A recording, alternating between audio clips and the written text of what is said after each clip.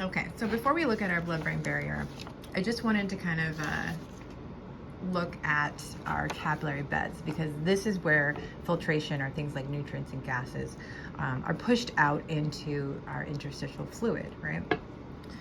So we have our arterial, right? And then we have our venule, and these two are connected. And we have, when we're in the brain, our heart is down here. So we're pumping up, right? Lots of pressure. Our blood eventually gets up here. So it's coming up here and then goes through here. And then it kind of, it goes, you know, into all these capillaries, right?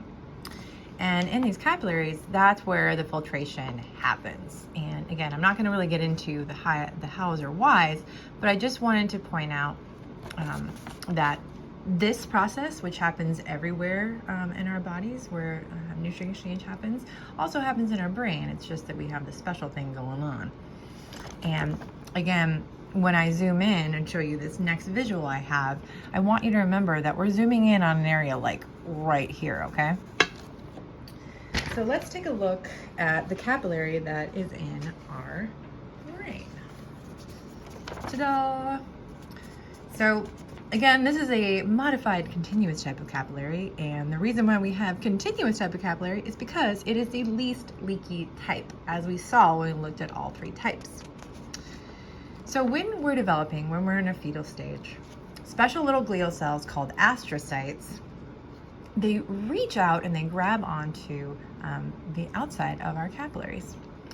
And they do this with their perivascular feet. And their perivascular feet are just, you know, these things right here, these little projections.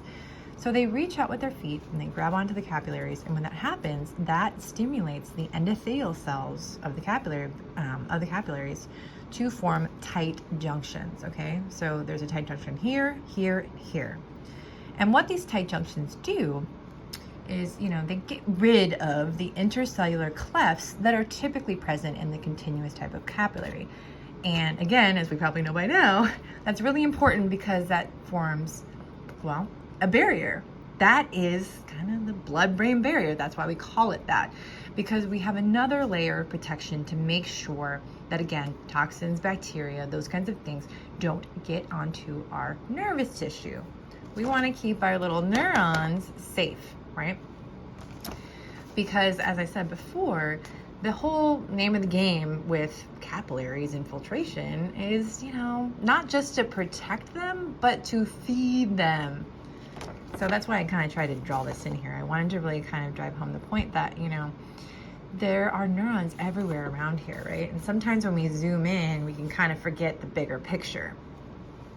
So here are neurons, and what happens is, you know, again, they're right here, so they're getting all the things they need, like glucose and oxygen, from the capillary bed exchange. They're also offloading waste, but we didn't really talk about that.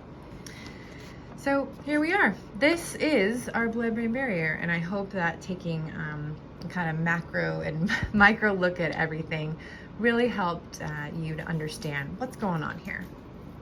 Okay, y'all, have a good night.